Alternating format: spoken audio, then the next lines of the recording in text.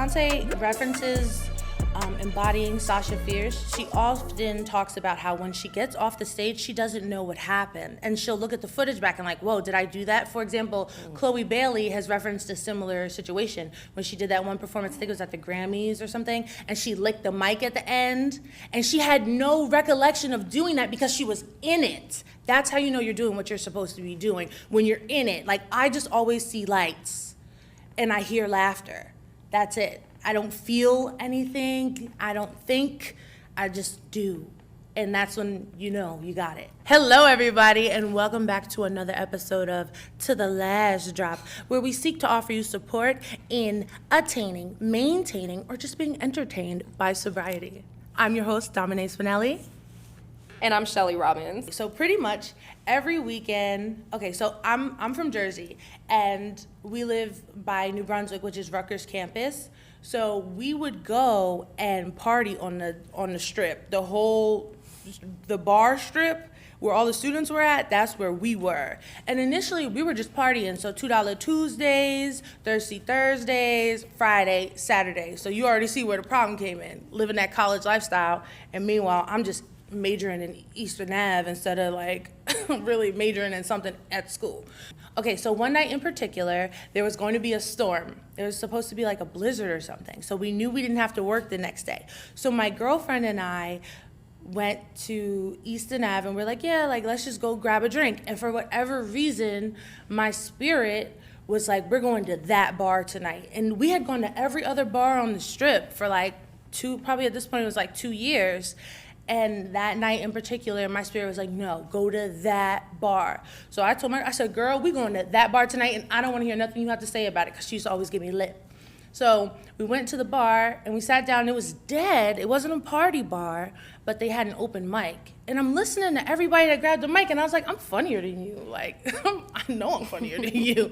And so my girlfriend was like, girl, go up there and grab it. And I was like, word, I don't have fear of public speaking. I'm gonna go up there. So I did, and I killed it. And we were all sitting around shocked because my girlfriend and I, at this time, we had been friends for maybe 6 or 7 years, anywhere between 5 and 7 years. And we had always talked in the car about just random topics, very like Wendy Williams show, like pop topics and such. And I would always go in. And they would crack up, but I never thought I was funny. I thought they were just laughing. So when I grabbed the mic that day and I got a response from people I didn't know, I was like, I think I have something here. She was like, Dom, you got it. So, and then from there, the host had reached out to me, pretty much had made me part of his like group. And now we're kind of running like a fake Chitlin circuit. A Chitlin circuit on a smaller scale. So now we're, wherever he's at is where I'm at. And then I just started making more connections. Next thing you know, in less than a year of doing comedy, I had already booked a show for like $150. That's not typical. But the thing was, the drinking started taking away from the writing. It took away from the concentration on the stage. I'm so focused on, okay, you're scared right now, but you wasn't scared that first time you did it, that I couldn't tend to the art of comedy. And that's what I loved so much about it initially, was studying all of the different comedians and like seeing what made them special. Now at this point, I think it goes into kind of imposter syndrome almost. Like, it came to me so easily. Everything came. The connections came. I had places to go. I was invited to plenty of mics. I was doing it just like everybody else. And I never saw that coming in my life. So when it happened and it was just handed to me, it was like, oh man, this is a lot of pressure. And that pressure is what I was just trying to relieve. I think it is kind of that boldness that you had. That first time you're going out to drink, you're out drinking at any bar, you see something fun, whether it's pulling you or not, whether it's like, yo, this is my calling, whatever have you, but you've never done it before. So no one has any expectations of you. Then you're drinking on top of that. So you're like, hey, if it goes wrong, I just blame it on the liquor, right? Yeah. And so that's that boldness. But then you were good. Yeah. You were good. Yeah. So because of that, and you were getting called back, now you got to deliver. Now they're gonna have expectations of you. Yeah. And that is, I think, I believe that is the reason why you were having those issues, like many people do. That's real. I could totally see that being true. So I know you were mentioning before about your mother and having that mommy detox because of the pressure that was applied on you from her. If maybe you could just tell me a little bit more about that. Okay. Like, what type of pressure was that? It was just having to be the good kid, you know? Because I don't know if this is normal in families of like, that have more than one kid. It is normal because oftentimes they'll refer to things like middle child syndrome and things of that. So if you have middle child syndrome, you're automatically the bad kid. I was the oldest. And then the baby was the baby. There was 3 of us for a lot of my life. So I'm number 1, number 2 is the middle child, so you're automatically whatever you are, and then the baby who has no expectations put on them at all. And it was like, Dom, you better get this right. You better make your mother proud. It's like, what? Why me? Number 2 is exempt because she's number 2, and number 3 is exempt because she's the baby? How's that fair? I understand that. I'm the oldest as well. So, yeah, I get it. It's not easy having subordinates, especially when they don't want to listen, because number 2 couldn't take direction to save her life. This literally sounds like the conversation that I had with my children last night. 100%. I have 3 children. I have my oldest son, my daughter, and those 2 are only a year apart, and then my youngest one. And we literally just had to explain to them the roles that they have. And my oldest son was talking about the pressure on him to be able to, manage the younger 2 and things like that. And they're like, well, he's not my dad. And so we had to have this whole conversation last night in regards to the roles of siblings. That, there's a little bit difference and not the equality of it, just simply because he is the oldest. Yes. Yeah, so. And with that, it actually, like, the pressure had built up so bad, and I was already just in a bad space in life, so it didn't make it better. It had gotten so bad that when I finally decided to go to rehab and I had it all set up, I literally had a week to go. So pretty much my girlfriend and I watched Encanto. And it is my favorite movie to this day now. It used to be Pocahontas, now it's Encanto. Because the strong sister, I don't know if you guys are familiar, but the strong sister has a song called Surface Pressure. And I've watched it since and I still cry. I have it on my phone downloaded. When I play it, I still cry. I feel those feelings. Whoever wrote that was writing it for me, I'm sure. That feeling of like, there's a line in the song that goes, did you know your skin is your biggest organ? Why not give it the nutrients it needs? Nature's Technology is a wholesaler of commodities such as shea butter, cocoa butters, sea moss, and over 100 herbs for drinking and smoking.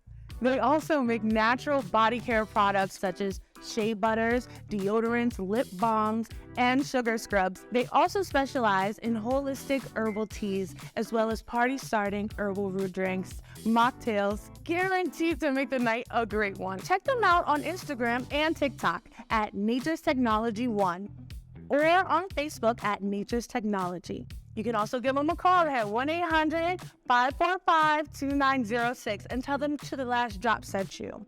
While you're at it, go on the website and use promo code To The Last Drop, all caps, for a discount on your first order. Get yourself that. And remember, plants, herbs, and roots are nature's technology. it was literally my life, that feeling of, I can't mess this up. And even in the movie, right, this sister that I'm referring to, she's like brolic, like very strong built, and compared to the other ones, which are like dainty and frail, she's very bigger, she's much bigger, and she always has to lift. Like you're doing that to feel feminine, because let me read the line in the song. But wait, if I could shake this crushing weight of expectation, would that free some room up for joy or relaxation or simple pleasure? Instead, we measure the growing pressure that keeps growing, keep going, because all we know is pressure like a drip, drip, drip that'll never stop. So she's not even allowed to be feminine. And I found that in my own life. I had to be like, I often referred to myself growing up as my mom's first son. And I'm all the way a girl. When I got to rehab, that's what messed me up so bad. And I wore, contest for me, I wore sunglasses the whole way through rehab. Inside, outside, rain, snow, sleet. It wasn't no snow, but you know what I mean. I was wearing sunglasses because I didn't want to show that I was hurting. I would cry in those group sessions. But nobody knew because I had on the darkest glasses you could get, and I just had my little tissue like, man, that's sad. And I used to tell myself like, oh, be a G, be a G, be a G. And one day something spoke to me and it said, Dom, be a girl. whatever that means to you. And I understand that there's going to be a feminism aspect of like, oh, well, you don't have to cry to be a girl. Yeah, whatever. I deserve to cry. Everybody deserves to cry. And the fact that I keep telling myself, be a G, be a G. What does G stand for? Gangsta? Like, when, Dom? You grew up in Bridgewater. When? Was you ever gangsta? Cry. It's okay. So where'd you hear that from, that you got to be hard and be a G? Like, was it somebody in your family or a friend? How old were you? Were you in school? Definitely. My mom, okay, so my mom used to call me Crybaby Bear. She used to call me Crybaby Bear, and she used to say that I was dramatic a lot. But I just feel feelings deeply, and I don't take well to disrespect. And what happened was, initially, I guess as a kid, it resulted in crying a lot. But then as an adult, it just changed, it turned to rage. So then she would say to me like, oh, like, you're so angry all the time. Why are you so angry? And it's like, no, I'm actually hurting. Yeah. Anger is just what you see on the iceberg. That feeling comes from immense sadness, disappointment.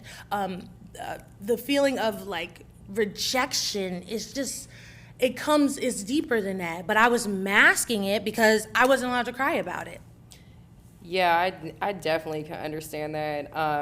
That pressure to mask that pain. I think it's easier to express anger than the vulnerability of crying or just being soft. And that's something that I've had to definitely focus on over the last year or two, to allow myself to step in my femininity as well. Yeah, and stepping in your femininity is not easy. There's nothing easy about it.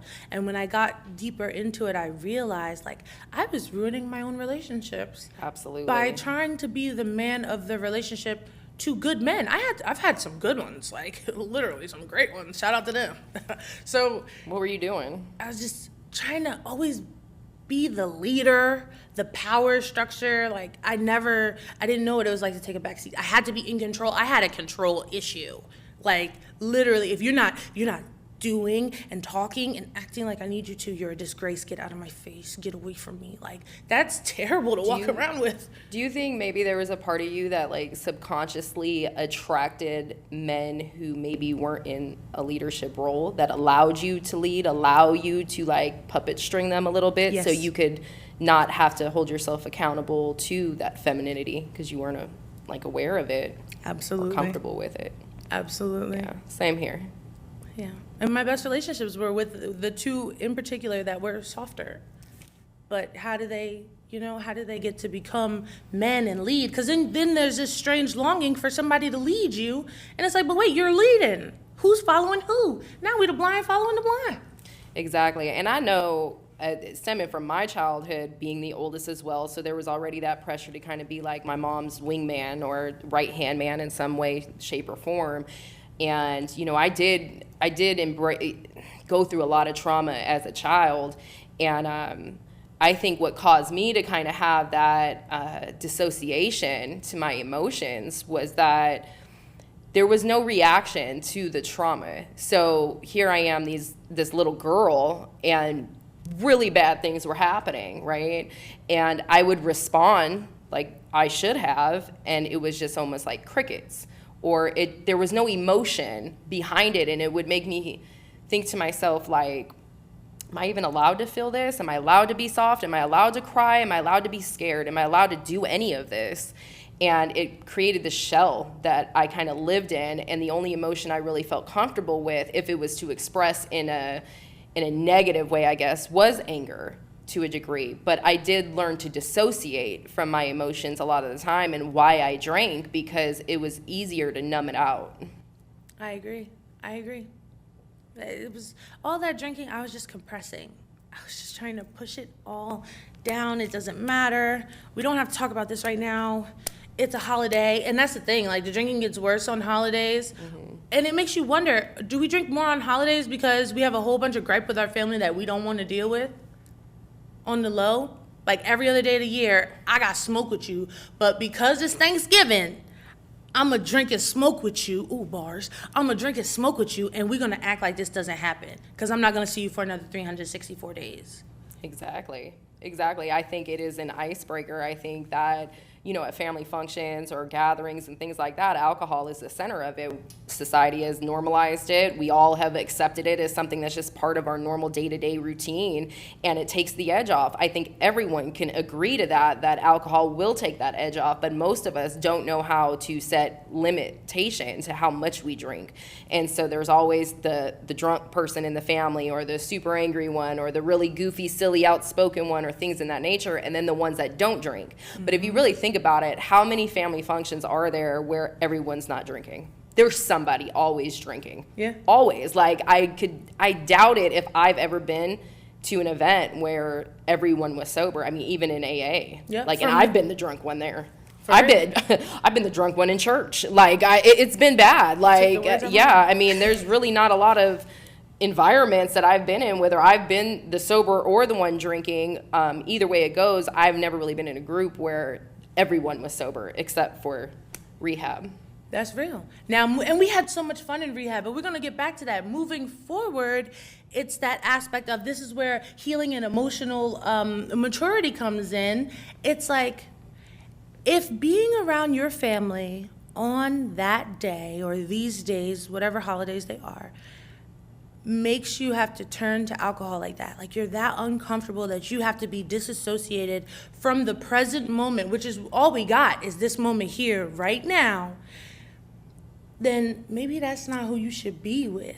I had a struggle with my family in particular that was like, we almost feel like we have to spend a particular holiday together. And I'm like, but it don't feel like family with y'all.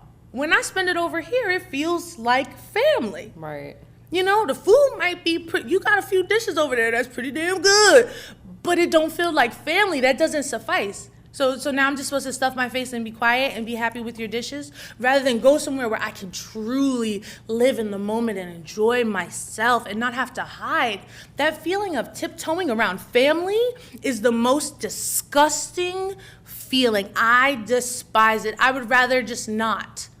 I feel like with family, you show them respect, and that's all I got for you. Relationships are something we work at. You work at relationships. Marriages, you work at that every single day of your life till the end. The family should be the same thing. Just Absolutely. Because you my cousin or you my uncle doesn't mean I got to get down with you. I don't really like you that much. Or we don't have rapport. Sorry. Have you ever been at a family function where maybe like you don't want to be there because you turn up more than the others? They may be drinking, but they don't drink like you. And if you do drink like you with them, it's going to be something that's uncomfortable for them. Because I have found myself with that. Like, I love my sister to death. She drinks, but she drinks like a normal person. And she could have her one glass of champagne or one glass of wine and be done. And really be done with that and enjoy the rest of the night. Where me, once that bottle cracks, it's to the last drop. I'm going until the night is over with. I didn't know how to like put boundaries to that until until the night was just done. So I found myself like not wanting to participate in certain family functions and things like that, and especially when it came to her. And it wasn't that so much anything she was doing wrong. It was just I was very aware that her and I have definitely two different lifestyles. Mm-hmm. And I didn't want to be uncomfortable. I didn't want to make no one uncomfortable. I didn't want to be rejected. That's a really big issue for me. Rejection. I have a hard time processing that. Especially when I was drinking, like I just didn't want to deal with it. So it was easier to like pretend. I could sit in a driveway and throw a shot back or drink my little mini wine in the car before I go in. I'm already walking in more lit. And, while I'm there, anybody may have seen me only have one or two glasses of wine, like, oh, she's good. But in actuality, I probably had, way more than that, 2 or 3, 4, I don't know, but I was able to function to the extent I think of maybe even what people expected me to function, because I drank so much. They were used to that version of me. And because I wasn't a sloppy drunk or, a fighter, like I have fun, I enjoy myself for the most part until it got ugly. But, that was just what it was. So people expected that out of me. And I liked it because I didn't feel that feeling sitting inside of me, that little girl, being introverted and scared and shy and anxiety and all of that. It was just lifted. It was gone. It was like, I'm just going to be me, but in actuality, it wasn't me. That's real. This episode is sponsored by Jacalo. We are the #1 luxury brand that empowers you to be yourself. So join the movement and rock the motto at jacalo9.com. Also follow us at jacalo_9 on all social media platforms. We'll see you there. Okay, so since we left rehab, which was Memorial Day weekend. We're almost a both year of us, out. Yeah. What have you found that you like to do sober? Like, what are your go-tos, or what have you experienced in the last 8-9 months? Well, I like to go to the movies. Yeah? I really do. I used to drink to go to the movies, oddly enough, and then I would fall asleep in the movie. And like now I go and I actually watch and I'm like, wow, this is great. Why weren't you doing this before? And before I even like needed someone to do it with. I find the most joy in my sobriety is the fact that I can depend on me. Because you know, when we first came out of rehab, there's that shaky spot. I've often referred to it as like being on stilts. Like, wow, I'm all the way up here and I don't really know what to do, so I'm just gonna stay still for a little while. Because you can't really do what you were doing before, and other things might trigger you, and you're just like, you know what, I need to just be alone and figure it out. You know, well, for me, that's how it worked. They don't advise that you spend too much time alone, newly in sobriety, but I didn't have a lot of support because no one understood what the problem was. I had plenty of family tell me not to go. Yeah. So, so that stilt point, and I realized that I had a dependency issue, not just on alcohol, but on humans. And that feeling of like, okay, I need somebody around me, I need someone to take care of, I need something to fix or control. And then it was like, dang, all you got is you. All you got is you. And these cats. My cats, and I tried to control them too for a little while, but if anybody owns a cat, you know, that's the one thing you can't control is a cat.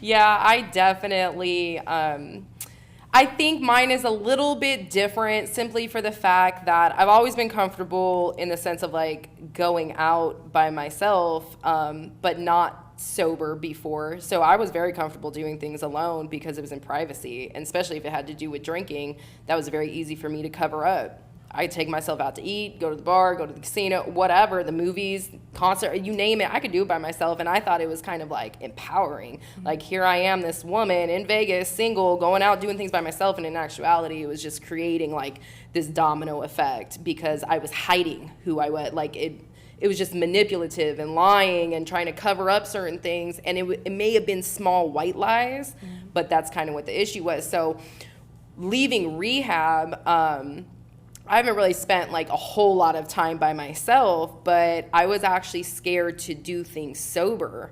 And I had a trip to go to New York right when I left rehab. I literally left rehab and went straight to New York City.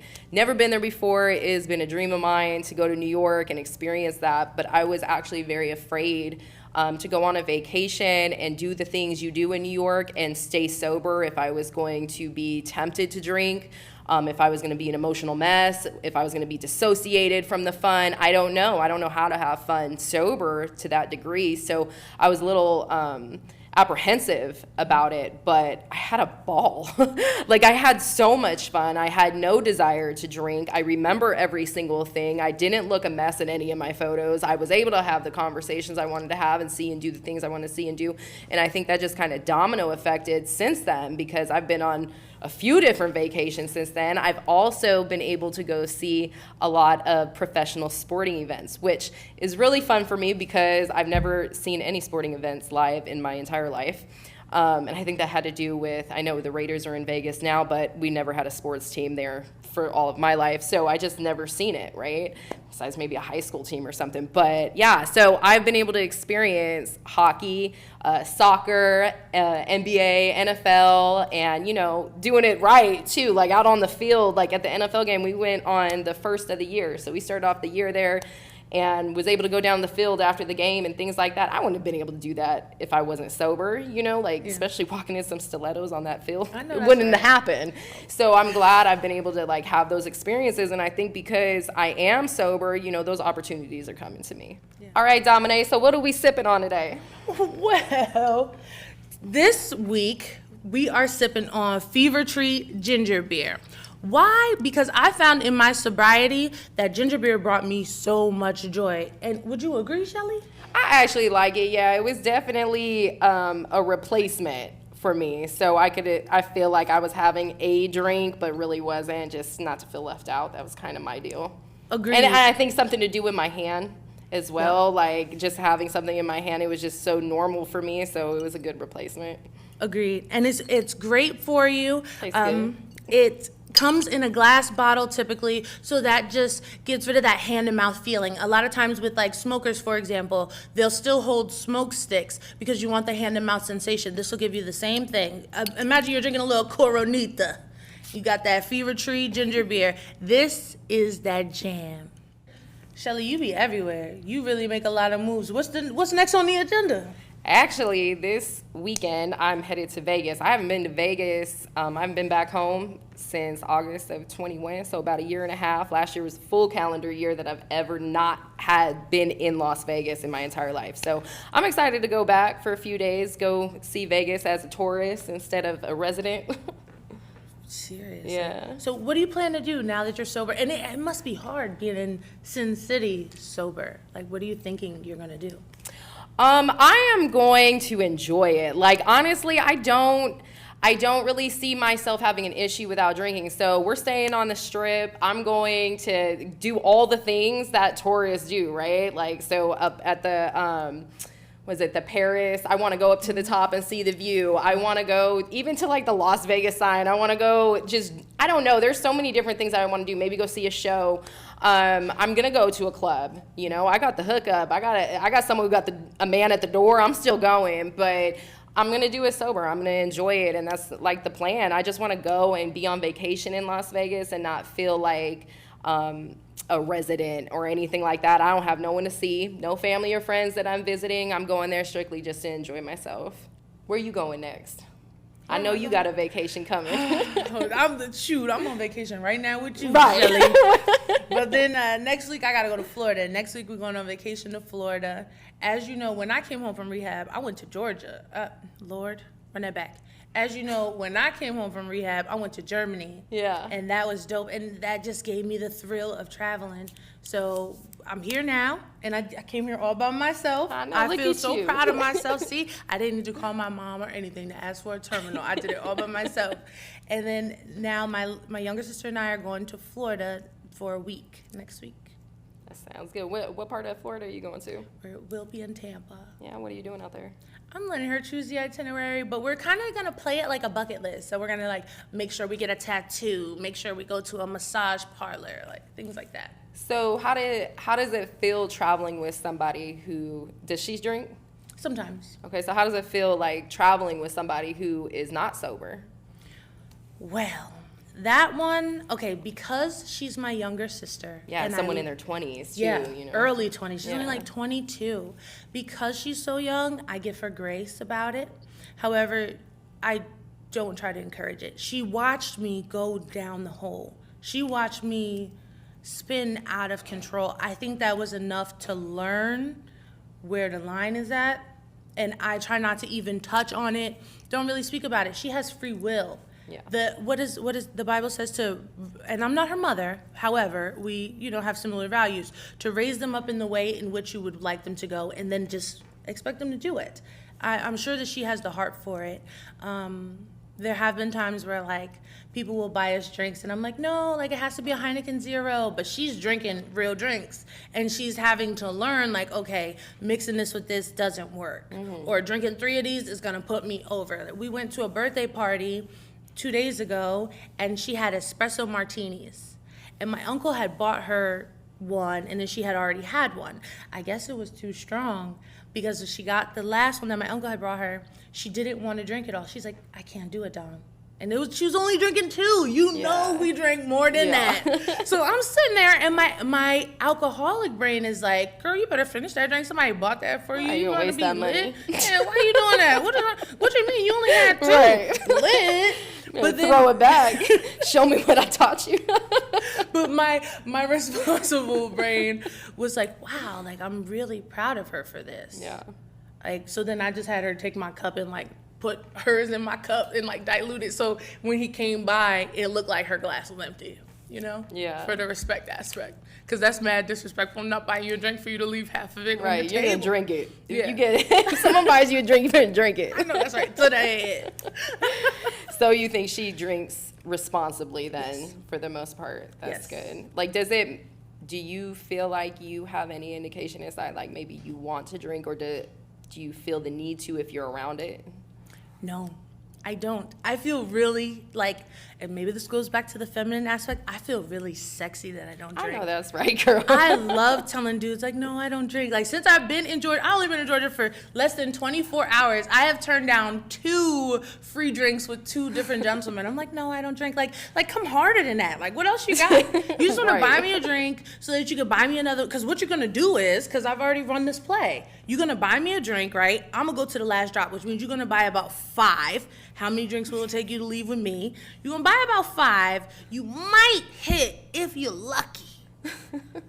And then what? Then I lose. Like, Right. I just lose and nothing is gained. You probably weren't my person. Even if you were my person, you're not interested now because you hit. Like, and you added $60. Like, why are we doing this to ourselves? Why are we doing this to each other? And all comes from that one choice of drinking, that one decision. And I think there's something in our mind, especially if we're so used to drinking to escape. It's like, oh, we just want to feel good. Yep. You know, so we open that one bottle or one drink and we start drinking, we start feeling good. Well, the next good thing that can make us feel good is could be the person who bought the drink for us. No, that's and right. it just domino effects from that. And we wake up sober, like, what happened? Yep. And it goes back to the culture aspect hungover. of Sober. that culture aspect of like, I'm gonna buy you a drink, or like, how many drinks will it take you to leave with me? Like, it's expected. You ever have that person that you would call only when you were drunk? I drink around the clock. But yeah, I get what you're talking about. You know what I'm talking about. Yeah, I that get what you're slippery talking about. slide. Yeah. You call them right after the club closed, probably like 30 minutes after that. Oh, what are you doing? Are you by yourself? I'm gonna come over, and you drive over there plastered, and you have no business behind the wheel or None. whatever, or spending that much money on an Uber. You get over there, and you know how it goes, and then you leave. You go your separate ways, and you call them again when you're drunk the next time. My problem got when the person that I had for a few years on and off, when it wasn't just me calling you on the weekends. Now I'm calling you when I'm drunk on Wednesday, when I'm drunk on Thursday, when I'm drunk on Friday, and I'm still gonna call you on Saturday, duh. And it's like, yo, like, how much do you need? And I was going to the last drop. So I know you had touched on this before, but like, what is it like to experience dating or sex sober? Well, I haven't. That false courage that it would give me, or like that feeling, I don't know. I feel Liquid like, courage. yeah, that liquid courage. I feel like it often would incite the monster inside of me. It's like, I'm gonna be a nasty, and it's like, yo, that person does not exist. I don't know where she went, but she ain't here here no more. I'm good. I'm really good. I don't even want to watch a movie with you, brother. Like, Because some of the experience drunk, girl, that's a whole other episode. But for real. yeah. and like I look forward to it one day, but it would have to be under all the right circumstances. And I had realized with all the drinking, like, I couldn't, and I know, trigger warning, I couldn't finish because I couldn't feel you know what I mean? Yeah. Why are we doing this? No, I hear you. Why are we doing this? I would get drunk to go have the D appointment. That's if you're lucky if you find someone to do it. Oh, he was doing the right thing. I couldn't feel nothing. I was like, well, this is a waste of time. Right. I think all of that, everything you just said, but it's like the experiencing intimacy. Yeah. You know, it's very easy, like, being drunk and having sex, and yeah, it's a physical thing and you may enjoy it and it's just hot and all this stuff, but I can dissociate myself drunk, you know, or if there is no intimacy, if it was just a hookup, it's easy to dissociate from it because you're drunk. You don't have no emotional attachment to it, but when you actually have sex with somebody and there's emotions involved, or if there isn't, you're gonna be very much aware of what you're doing and you're gonna feel like crap behind it because it's not sticking with your morals and values. But if you have sex and you're sober and there's actual intimacy, that's something new. Like, and that it isn't the easiest thing for me to process because I know I'm a crybaby. I'm very emotional, and that is something I've diluted for with drinking, and intimacy was part of that. So that's something that I'm learning to experience sober, which is the first time in my life. It's so wild that you bring that up, because when I tell you, even at my big age, I am scared to death. It's like I'm a virgin all over again, low key, because I'm shook. I don't even want to, what? You want me to do? Right. What? No, I'm like scared. And it's crazy because when I realized that, when I had come to terms with that, like, hey, Dom, you need more than what you were getting before in order to even open yourself up to these experiences, literally. I realized that a lot of my sexual history took place plastered, like under the influence. Yeah. I'll say my first like 2 years of sex, okay, no. But that was a long time ago. So every year after that, I was drunk. Yeah, and I know for myself, I've experienced a lot of abuse, SA and all of that at a young age as an adult. But being that it started young, I think my definition of sex, period, was completely messed up. Yeah. I didn't have the direction or those conversations with my parents. I wasn't taught what intimacy was or valuing myself and my body and my temple and things in that nature. And because it was an abusive situation initially, I think that is kind of what created how I move forward with men, so it was very dissociated, or I would want to be in control, or like you said, this wild, sexy girl that's going to do all these things. But in actuality, being sober, I find myself being more feminine. I'm not like aggressive or anything like that. Like, I want to be desired and wanted. Yeah. And I see myself settling in that role more when it comes to a man or sex or anything like that, instead of like demanding it. Yeah, I agree. But I do question myself sometimes, because sometimes I think I'm like boring or whatever, and I have to get a validation that I'm not. But it is what it is, and it's part of it. And luckily, I have someone in my life where they actually think, because I've asked him this question a lot, like, do you think I'm boring now? Because he met me very drunk. Well, actually, he didn't meet me drunk, but no, he did. No, he did. He did. You don't remember. We just continued to get drunk. But, so he has seen different forms of me. He has seen me extremely intoxicated. He has seen the fun side and the ugly side. And now he has seen my sobriety as well. And I've had to ask multiple times, like, do you think I'm boring now? Like, in all aspects. Like, do I talk enough? Do I do fun things? Am I crazy? Wow, whatever. The same part of me that maybe you enjoyed when we first met. And he tells me all the time, like, no, you're like lit still. Like, you don't shut up. You have plenty to say. You're fun. Yes, he's like, you just don't look a mess at 4 a.m. coming back from wherever we're going. You're not like a complete wreck.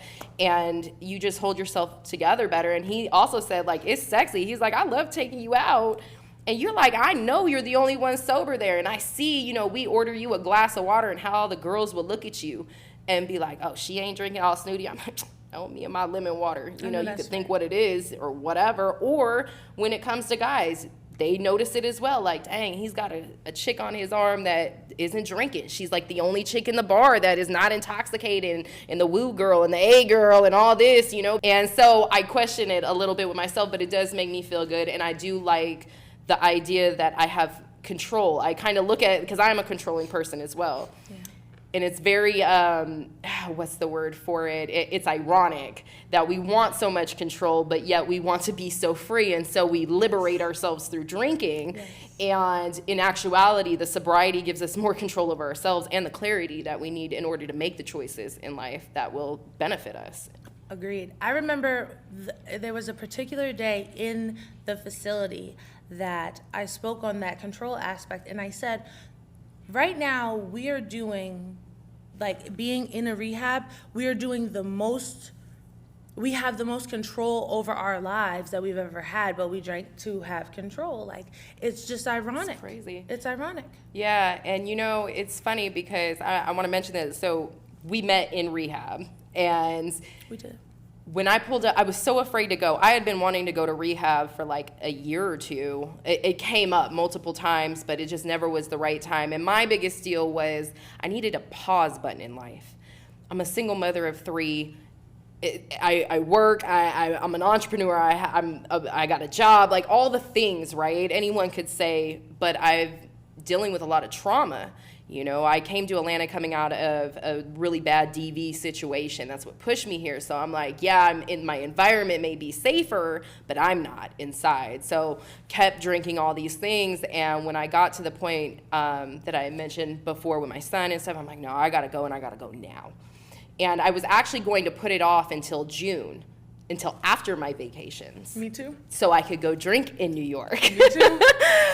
But I was like, absolutely not. I don't even think I'll make it between now and then, because this is getting real out here in these streets, and I am not trying to see how much further I can go, because I can check off the list. I was doing the most in there. It was either jail or the grave. That's how I was feeling. Yes. It's one or the other. So when I decided to go to rehab, I got there and I pulled up, and I was so scared to get out. And the first person I saw was you. And I obviously didn't know you at that point. And I pull up, and you were like outside laying on a lawn chair, like sunbathing. And you were literally like golden, glowing, just basking in the sun. And I remember sitting there because I was like, they're going to take my car when I get out. Like, there's no getting out of here. And we were in Mount Sinai, which is in, what's the city? Dallega? Am I saying that right? Dahlonega. Oh, okay. I'm so sorry. I'm not from here. I don't know. I hear you better than I am. But, you know, we're all the way up in the mountains, and they take the car. You're behind gates. Like, that's it. Beautiful area, you know. But I knew once I got out that car, it's a done deal. Yeah. So when I saw you, it gave me a sense of peace. I'm like, oh, she looks peaceful. She don't look like she's losing her shit yet, you know. But so I looked at you, and I was like, all right. I think I can do this. I think I can do this. All right, I'm going to get out this car. Sure enough, we were in the therapy group together, and then we ended up sharing a cabin together and kind of just built this, you know, authentic, genuine connection, and I'm so glad that we did. And, you know, I just want to thank you because you got me out that car. I appreciate it, and you didn't even know you were working in my life at that time. I'm so touched. I just want to put a little interjection there. She and I had very similar parts of the story where we wanted to wait and push it off, and we had already been pushing it off for quite a while because we were entertaining the idea for years prior to this. Same here. And it got to that point when we finally decided to go. She said she wasn't going to make it, that she would have been in the grave or in a jail. When everything hit me, my spirit kept telling me, you're going to hurt somebody. You're gonna hurt somebody. And I don't know what that means in full construct. I don't know if it was about driving. I don't know what it was about. It could have just been from an emotional standpoint, smacking the mess out of somebody. But I kept hearing, you're gonna hurt somebody, you have to go. I was gonna wait till June too, because my girlfriend, my lit girlfriend, my best, littest girlfriend, was having a wedding. And it was open bar, and I knew, and I call her the turn-up queen. I knew I was gonna be at that wedding. I knew we was gonna turn up, and I was like, I'm not gonna make it. I'm telling you, I'm not gonna make it there. And you're gonna mess up everything you worked for and disappoint your mother if you don't go get some help. So even when I ended up calling my mom and telling her, like, Mom, I really gotta do this. And she's like, Dom, you don't have to. What are you talking about? It's not that bad. I was like, no, I don't care about disappointing you right now because you'll be more proud of me when this is over. We spent Mother's Day in rehab by choice. Nobody sent us there. No, I wasn't in rehab. Oh, you weren't there? I came the next weekend. Well, I was there on Mother's Day. And it was ironic because I was an anomaly as well as you. We were anomalies because we weren't sent there by court. We didn't have to be there, but we had to be there. Right.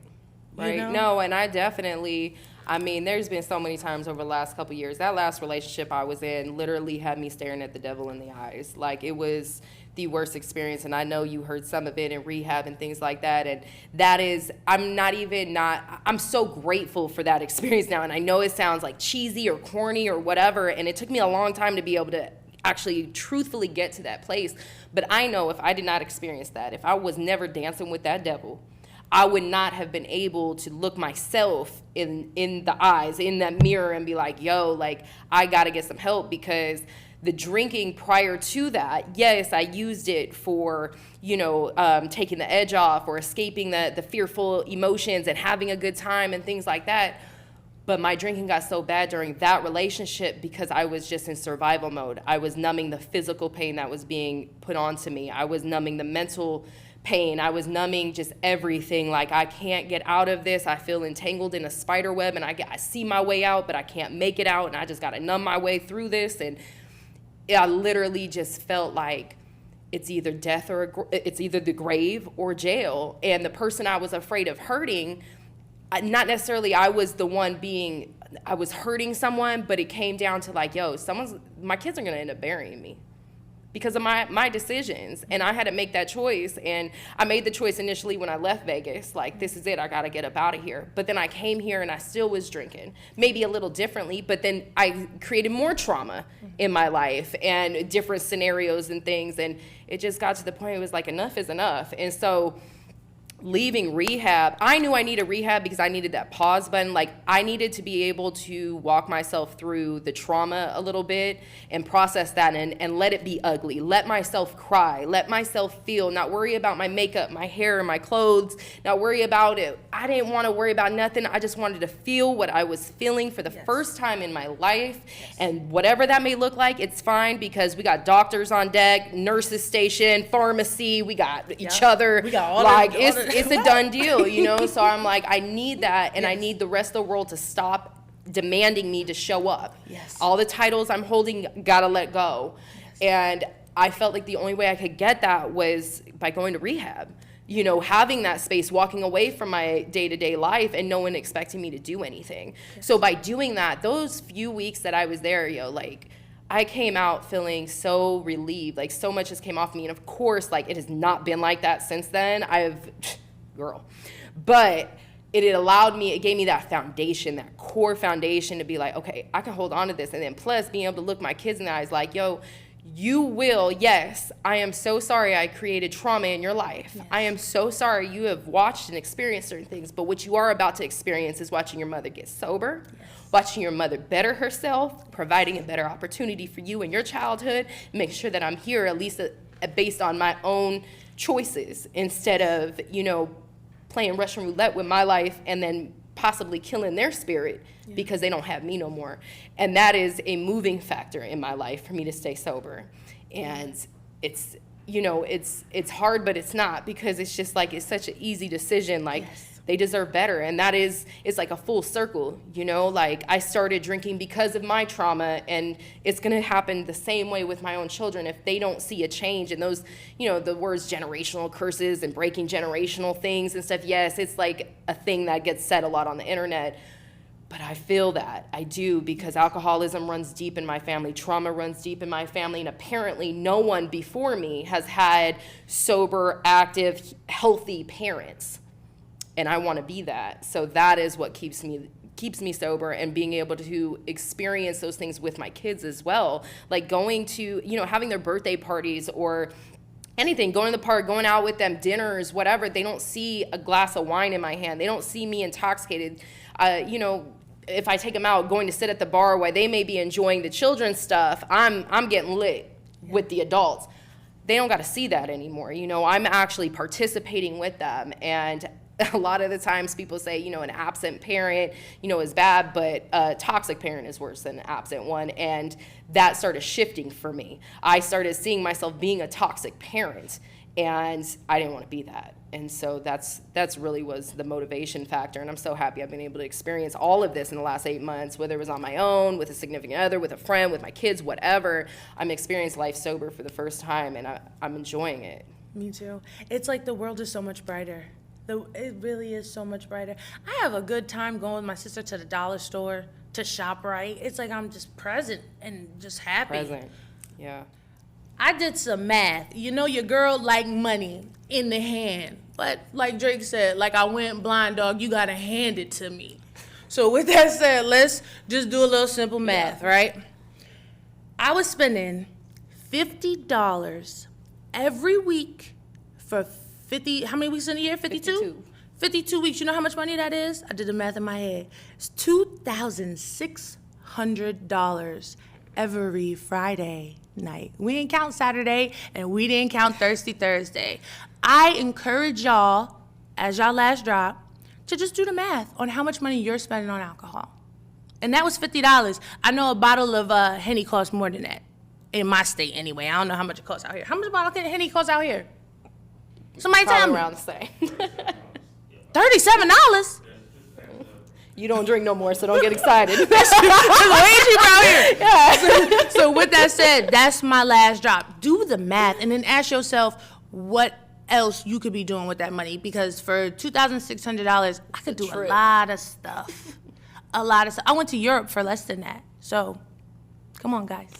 Okay, so you heard our testimonies here, and if you're experiencing anything similar, you're hearing that you might hurt yourself or someone else, or you're hearing that you might not make it to Christmas, or it's reflecting in your health, there's a number that you can call, and there's a place that you can reach out to. We went to Mount Sinai in Dahlonega, Georgia. I'm from New Jersey. They take a lot of insurances. I'm all the way from New Jersey, so it was a nice little vacation, if you will, but it's one where it pays off in the end. You're gonna feel better.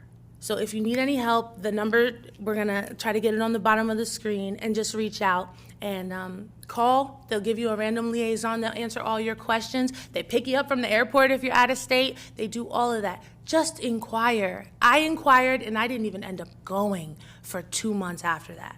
So it's just worth it to ask the questions, especially if you feel like you're not gonna make it. Make a choice that you never had before. Might just save your life. It might. It saved mine.